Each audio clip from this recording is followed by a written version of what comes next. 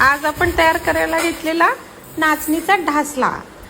सद्गुरूंनी देखील नाचणीचे खूप आरोग्यपूर्ण फायदे सांगितलेले आहेत आणि नाचणी कशी खायची हा प्रश्न पडतो।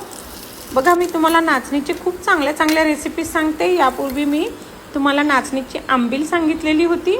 आता तुम्हाला मी नाचणीचा ढासला सांगते आहे आणि अतिशय चवीला चांगला लागणारा, फक्त दिसायला थोडा काळपट दिसतो परंतु चवीला अतिशय चांगला लागतो आणि त्यामध्ये अनेक पाहिजे तेवढ्या भाज्या घालता येतात आपल्याला।